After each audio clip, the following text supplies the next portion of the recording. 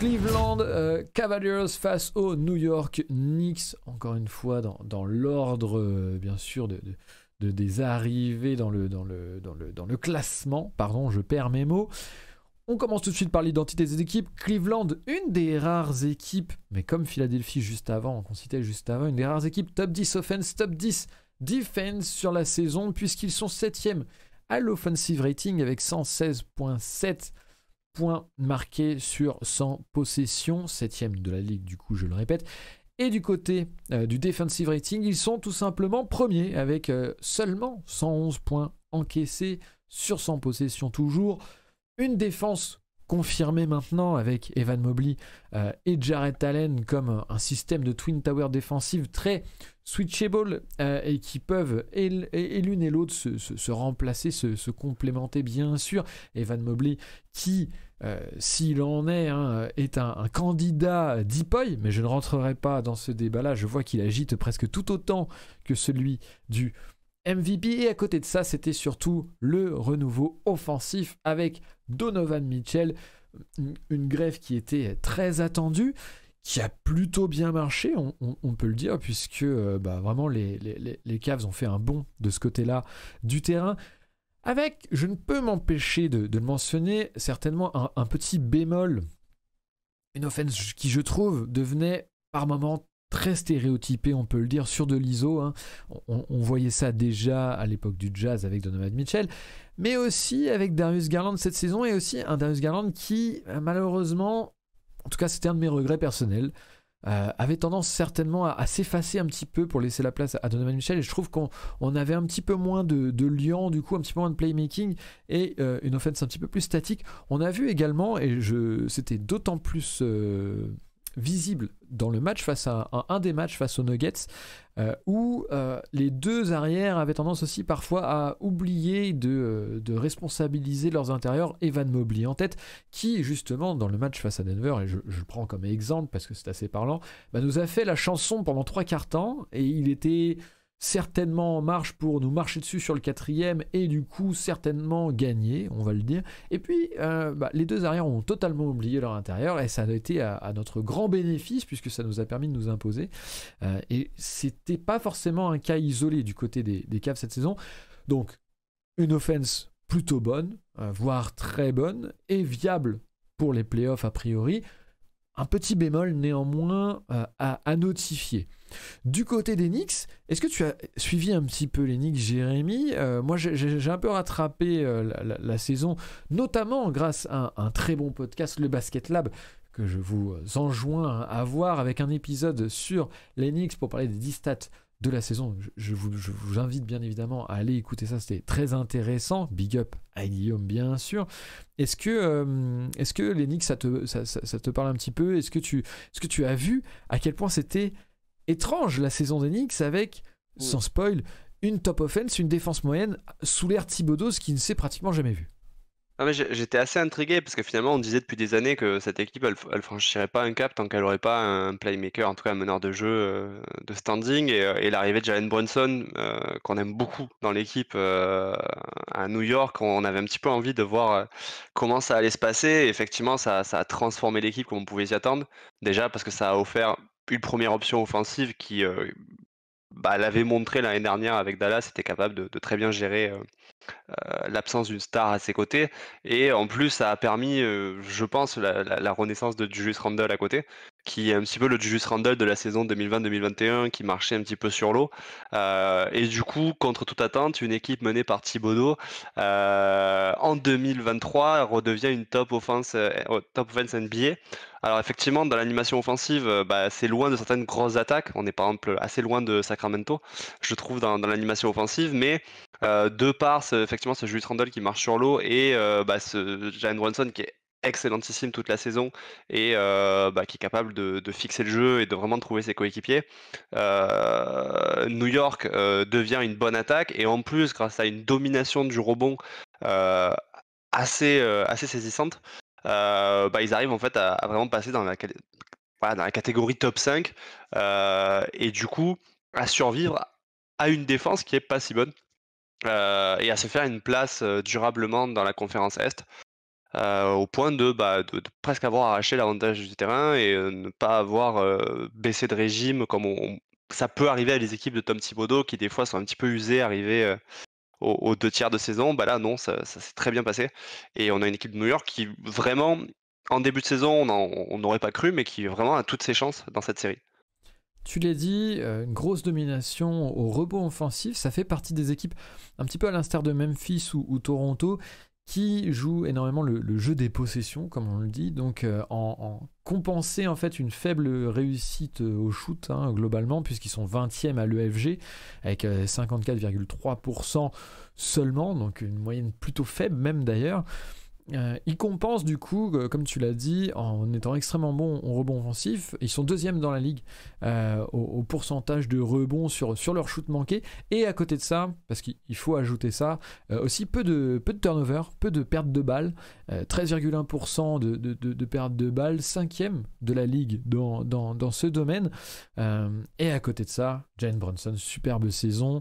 Une amélioration notamment sur une de ses faiblesses, et on l'attendait un petit peu, d'autant plus avec cette responsabilité offensive nouvelle, en tout cas plus, le pull-up à 3 points, où il est meilleur que les saisons précédentes, et une faiblesse du coup qui réussit à gommer, et ça lui ouvre quand même beaucoup plus le jeu, un jeu de drive avant tout, hein, quand même pour Jalen Brunson.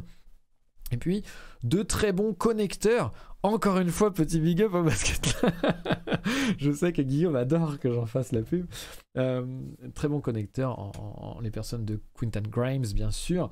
Mais aussi Josh Hart, récupéré récemment. Josh Hart, je trouve, une des meilleures acquisitions de la trade deadline. Et pour vraiment un paquet de chips, il me semble. Enfin, si je ne me trompe pas, ils ont vraiment récupéré Josh Hart contre pas grand-chose, il me semble. C'est quoi, c'était Cam Reddish?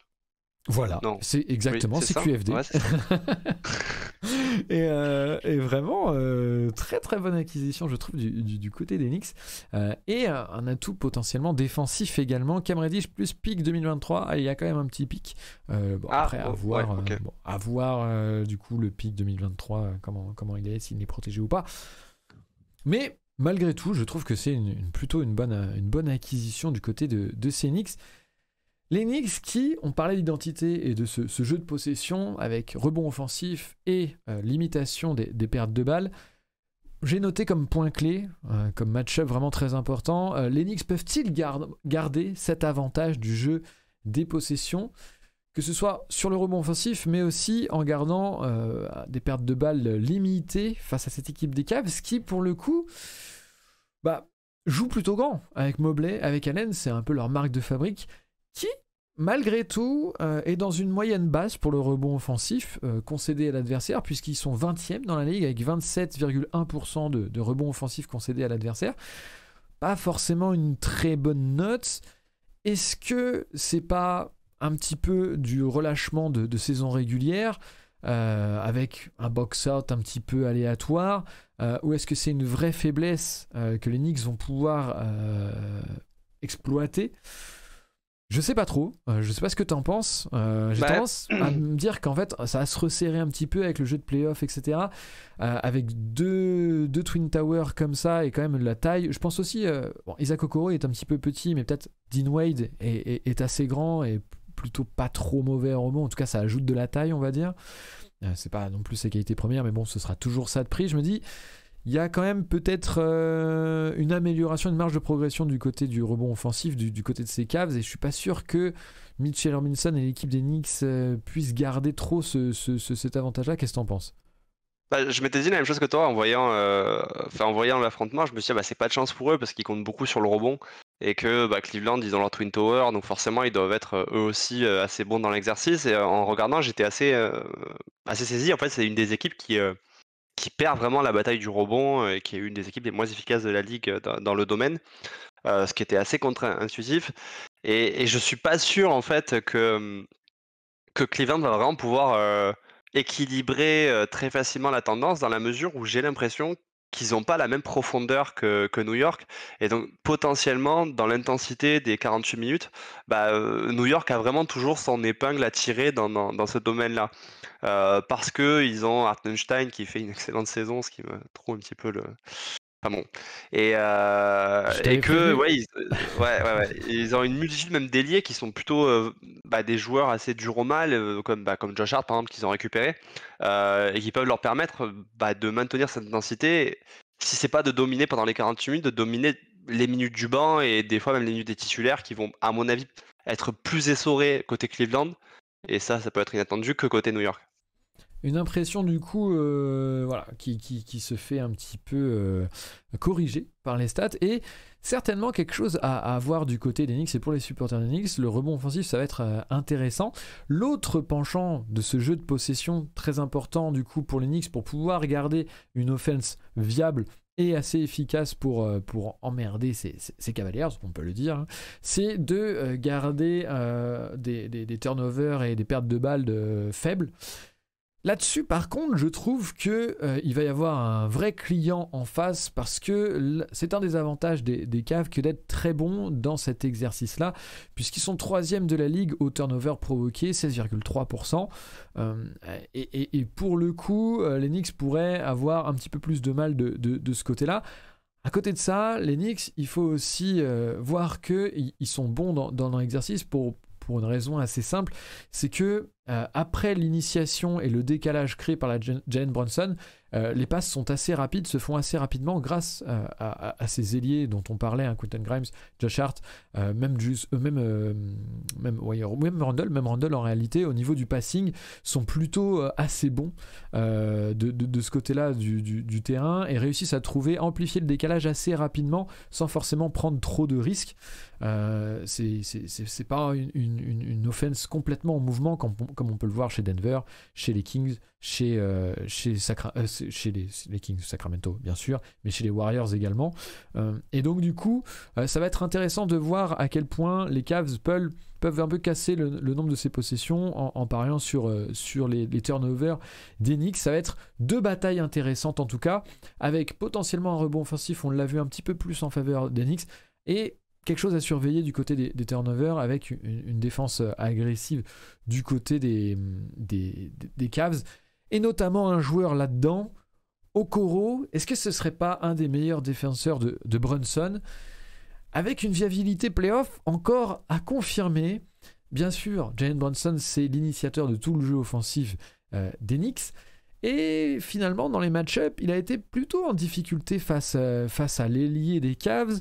Au contraire, il a été plutôt bon quand celui-ci était absent. A priori, Okoro est encore, je lisais dans la preview, parce qu'on l'a bien sûr en avance, la preview de Xavier, qu'il était incertain pour le début de la série, donc il faudra aussi regarder ça. Mais Okoro qui en plus devrait recevoir l'aide de Mobley, l'aide de Jarrett Allen en second rideau sur le pick and roll, deux des meilleurs intimidateurs et roamers de la ligue. Brunson, il va avoir beaucoup à faire. Est-ce que tu crois en sa possibilité de malgré tout faire une bonne série? On l'a vu les saisons passées, en playoff, Brunson, il s'en sortait quand même pas mal, même au relais de Luka Doncic. Qu'est-ce que tu penses un petit peu de ce match-up défensif du côté des Cavs? Est-ce qu'ils peuvent espérer éteindre l'initiateur principal du jeu des Knicks? En tout cas, ils ont les arguments parce qu'on sait que Jalen Brunson, c'est un joueur qui aime bien aller finir au cercle. C'est un joueur qui est très doué justement pour se créer un espace sous l'arceau. Et là, il est face à effectivement la meilleure défense de la ligue. Donc déjà, tu peux prétendre effectivement à ralentir considérablement un joueur. Et il y a cette raquette qui est vraiment le cœur défensif de l'équipe qui tente en tout cas une capacité à faire des couvertures défensives assez variées et donc à tester des choses. La présence, en tout cas, d'un joueur de périmètre comme Okoro, plus les deux intérieurs, fait effectivement tout à fait sens. Maintenant, en saison régulière, je crois qu'ils se sont affrontés 3 fois et que à chaque fois, les Knicks ont réussi à sortir un petit peu leur épingle du jeu. Et je pense que Brunson est assez intelligent pour gérer son match et pas forcément s'empaler à répétition, effectivement, si les Cavs arrivent à trouver un équilibre défensif et un plan de jeu contre lui. Mais ça peut être un game changer parce que oui, ils ont les armes pour, et que leur banc, s'il n'est pas extrêmement efficace offensivement, lui aussi recèle quand même des armes intéressantes et qui peuvent donc là aussi tester plusieurs rotations pour trouver leur équilibre défensif, quoi. d'autant plus, et Yamano 14 bien sûr dans le chat qui nous dit Brunson s'il attaque Garland c'est parfait, le pire c'est si Bickerstaff aligne une ligne derrière Mitchell, Garland, Levert, qui devrait quand même pas arriver, j'ose croire, mais il y a aussi des points faibles défensivement sur la ligne extérieure, et il pourra y avoir un jeu de mismatch à aller chercher du côté des Knicks pour pouvoir s'offrir un premier pas un peu plus facile pour Jalen Brunson potentiellement, ou aussi du pull-up à 3 points sur sortie d'écran, puisqu'il a fait des progrès dans ce domaine. Il y a aussi, on parlait d'Okoro en match-up défensif sur Brunson. Est-ce que c'est un joueur qui va pouvoir voir le parquet en play-off au vu de ses limitations offensives, notamment au shoot? C'est quelque chose qui est très regardé, scruté du côté de ces Cavs, à raison, je pense, parce qu'une vraie potentielle liability, une vraie potentielle difficulté pour ces Cavs. Il s'est amélioré sur cette fin de saison, il faudra qu'il prouve un petit peu qu'il puisse sanctionner. Et puis tu parlais un petit peu justement, et c'est d'ailleurs assez pareil de moi qui me corrigeait tout à l'heure en me disant que je parlais quand même beaucoup de la seconde unité et des seconds couteaux quand je parlais de connecteurs, quand je parlais de Josh Hart, quand je parlais de ce genre de personnes qui peuvent un petit peu faire bouger le ballon et permettre de sanctionner une fois le premier décalage fait. Donc c'est corrigé à l'oral. Est-ce que finalement il n'y a quand même pas une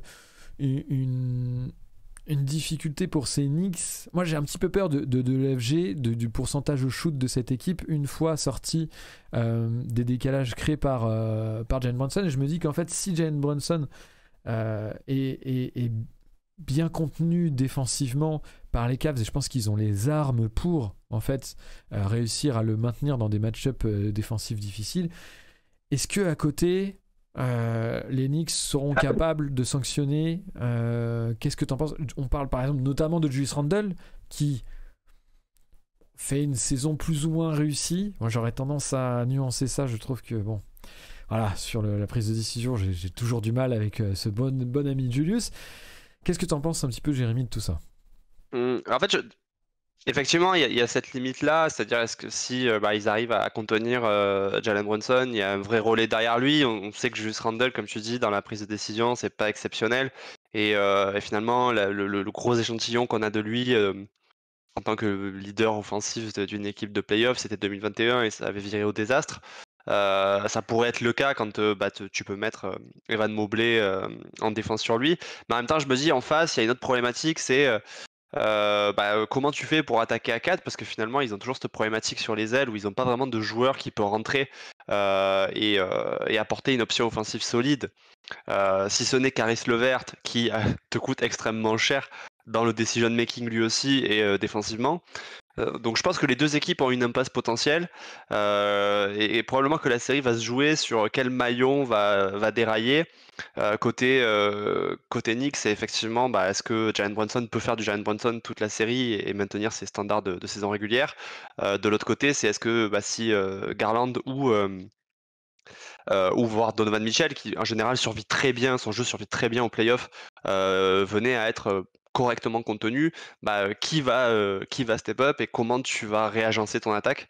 Je pense que c'est une série qui de toute façon risque d'être quand même une belle bataille de tranchées il va falloir suivre Julius Randle, il va falloir suivre Darius Garland qui sont un peu les deux secondes options et voir à quel niveau ils vont évoluer au relais de leur leader et comment s'adapter aux formes, aux méformes de chacun, quoi.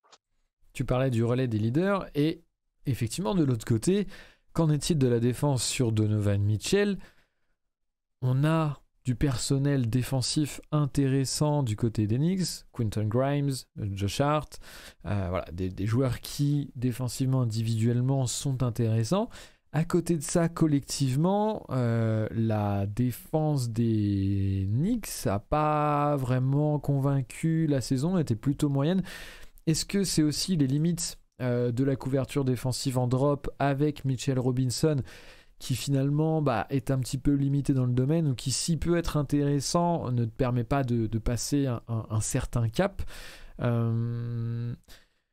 Est-ce que véritablement, finalement, on parlait de Jalen Brunson et des potentialités pour les Cavs de l'arrêter ou pas, et voir si ça pouvait arriver. Est-ce que ça arrivera réellement du côté des Knicks pour arrêter Donovan Mitchell, ou est-ce que vraiment ça va être une affaire de on va bloquer les secondes options, l'équipe qui arrivera à bloquer les secondes options réussira à passer un cap vis-à-vis de l'autre.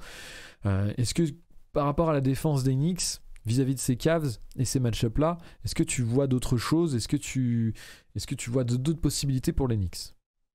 Bah, quand effectivement je souligne qu'ils aiment bien la défense en drop, moi je me souviens d'une série avec une équipe qui avait fait de la défense en drop sur Donovan Mitchell, et ça s'était plutôt très mal passé. Donc je pense effectivement que s'il y a un joueur qui est sûr de pouvoir tirer son épingle du jeu offensivement dans cette série, c'est bien Donovan Mitchell. Et qu'en fait il va falloir faire avec pour les Knicks parce que bon, ça pourrait faire quelques éclats offensifs. Moi je me souviens de matchs à 50 points qui étaient un petit peu douloureux, et ouais, c'est le joueur qui à mon avis fera pencher la série si s'il a la liberté de poser son jeu, quoi. J'ai un Donc peu, ouais, j'ai un peu inquiet pour les Knicks à ce niveau-là. j'ai un peu cette impression que il y a, alors peut-être je me tromperai, hein, mais j'ai l'impression que le pari pour les Cavs de limiter Jalen Brunson peut se tenter. J'ai l'impression que le pari pour les Knicks de stopper Donovan Mitchell peut beaucoup moins se tenter, et que du coup on pourrait avoir une opposition de style défensif et de style dans l'idée un petit peu différente, en mode les Knicks, le mieux ce serait plutôt d'empêcher tout le reste sauf Donovan Mitchell à la limite, alors que les Cavs, ce serait plutôt l'intérêt de vraiment stopper à fond Jalen Brunson en pariant sur le fait que le reste ne suive pas quoi qu'il arrive. Ah, comme disait, je crois que c'est Yamano dans le chat, l'idée c'est plus Julius Randle à la balle et plus t'as de chances de passer, quoi. Même s'il va scorer et même s'il fait malgré tout une bonne saison, malgré tout, hein, il fait une bonne saison. La clé, effectivement, c'est de couper Jalen Brunson, alors que je pense pas que les Knicks ont les moyens de faire la même chose sur Donovan Mitchell, tout simplement parce qu'ils sont plus limités défensivement et que ça s'est vu toute la saison, quoi. Ouais, notamment, encore une fois, on parlait de potentiels joueurs défensifs intéressants qu'il pourrait y avoir. Le problème, c'est qu'en playoff, il va y avoir bien évidemment de la chasse au mismatch, du pick and roll, essayer de justement changer ses attributions défensives. Et on peut commencer un match en disant tel joueur va aller sur tel joueur, le joueur B va aller sur le joueur A. Le problème, c'est qu'avec les mouvements de jeu et certaines stratégies offensives, etc., en fait, on change cette assignation au cours du match et on va chercher à la changer. Et c'est pour ça que malgré aussi des profils potentiellement intéressants sur les lignes arrière pour les Knicks, il y aura quand même cette difficulté-là et certainement voilà, l'impossibilité, ou en tout cas c'est ce qu'on présage, mais on vous souhaite l'inverse bien sûr, fan des Knicks, mais la grande difficulté en tout cas de défendre sur Donovan Mitchell. J'ai pas noté beaucoup plus de choses, mais assez parlez de moi nous dit arrêtez de dire du mal de R.J. Barrett. Alors moi, je voulais pas être trop pessimiste et donc pas forcément l'évoquer. Est-ce que tu veux en parler un petit peu, Jérémy? C'est vrai qu'on ne l'a même pas mentionné, les Knicks. Est-ce que finalement, ce n'est pas le plus grand aveu d'échec de ne même pas le mentionner quand il s'agit de match-up clés? Je crois que c'est un peu la grosse déception de la saison des Knicks, à moins qu'on soit fan d'Evan Fournier. Dans ce cas-là, c'est compliqué. Mais effectivement, je pense qu'RJ Barrett, c'est un peu l'échec de cette saison, c'est que pour le coup, lui n'a pas bénéficié de l'arrivée de Jalen Brunson, qui fait une saison extrêmement compliquée. RJ Barrett pourrait perdre contre un camp d'entraînement, effectivement. Et du coup, il va falloir trouver d'autres relais offensifs pour les Knicks. Et j'ai l'impression que potentiellement, il pourrait même voir ses minutes diminuer dans la série. Alors que il y a un an, on pensait que ce serait lui qui pourrait passer un cap et éventuellement aider New York dans une série de playoffs. Donc, ouais, grosse déception du côté de RJ Barrett. Maintenant, l'avantage en tout cas de New York, c'est qu'ils peuvent, je pense, trouver des solutions de remplacement s'ils venaient à être dans les mêmes standards que ce qu'on a vu cette saison régulière, quoi. Un petit peu dur, mais je vois que Scepticisme, pessimisme est partagé malheureusement. On a quelques fans dans le chat des Cavs mais aussi des Knicks. Est-ce que vous voulez soulever un point en particulier? Est-ce que Jérémy, tu as un point en particulier que je n'aurais pas soulevé? C'est vrai que j'ai pas noté beaucoup plus de choses. Mais si vous voulez parler de quelque chose en particulier, n'hésitez pas dans le chat, on vous relaiera. Jérémy, est-ce que tu vois quelque chose d'autre dans cette série? Bah, moi, la limite que je peux voir, c'est en fait les Cavs, j'ai l'impression qu'il y a vraiment 4 joueurs identifiés qui construisent cette équipe. Mais finalement, qui vont être, on va dire, les 4-5 autres joueurs sur qui tu vas compter dans la série? Quid du fait que parmi eux, une des plus évidentes, ce soit Caris LeVert? Quid du fait que Ricky Rubio ait un retour assez compliqué? Est-ce que du coup, tu vas faire appel à Raúl Neto? Alors qu'en face, les Knicks sont, je trouve, un des bancs qui a le mieux vécu notamment cette deuxième partie de saison. Emmanuel Quickley qui finit en trombe, Quentin Grimes, comme tu disais, qui est vraiment un excellent connecteur. Et une palanquée d'autres joueurs qui font peut-être leur meilleure saison en carrière, Josh Hart, Hartenstein. Et je pense que la clé peut-être là, c'est-à-dire que oui, si on regarde les 5 de départ, je pense que les Cavs sont favoris, mais quand tu regardes l'équipe dans son ensemble, finalement, Tom Thibodeau a beaucoup plus d'options à disposition pour éventuellement faire pencher un match ou deux. Ce qui est dans une série, on sait que un match arraché ou 2 matchs arrachés, ça peut complètement changer ensuite les autres, quoi. Est-ce que là n'est pas aussi le problème? C'est et en tant que fan de Denver avec Michael Malone au coaching, tu comprendras tout de suite la problématique. Est-ce que le problème n'est pas que des options dans les mains d'un coach qui n'en veut pas? Est-ce que ce n'est pas finalement un coup d'épée dans l'eau? Je sais pas, parce que pour le coup, tu vois, quand tu parlais du jeu des Knicks et notamment de leur jeu offensif, c'est quand même le jeu du banc des Knicks qui peut-être t'a inspiré le plus. C'est vrai. Et finalement, Tom Thibodeau, il est connu pour effectivement se passer de son banc, mais il y a aussi des joueurs qui ont vécu sur son banc et qui sont devenus des joueurs majeurs ensuite. Et là, j'ai l'impression qu'il voit quand même des joueurs dont il aime l'esprit et dont il aime le jeu. Et ça se sent cette année.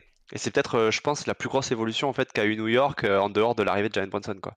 Non, c'est vrai, tu fais bien de le dire, et peut-être un potentiel, des potentiels ici, et un petit peu une façon pour Thibodeau de faire taire les détracteurs, pourquoi pas.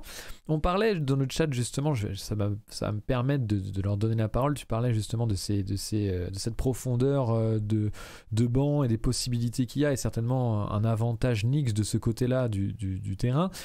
Yamano qui allait un petit peu dans ce sens dans le chat. D'ailleurs, côté Cleveland, à part Okoro, ça manque de connecteurs pour qu'il y ait du lien entre les lignes arrière et les deux intérieurs.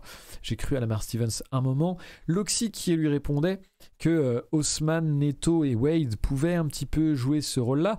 Tu parlais tout à l'heure de Ricky Rubio. C'est vrai que le problématique Ricky Rubio, c'est que bon, il revient d'une grosse blessure, et j'ai cru comprendre de ce que je lisais dans la preview de Xavier, et qui ont fait un big up et vers laquelle on vous renvoie bien sûr.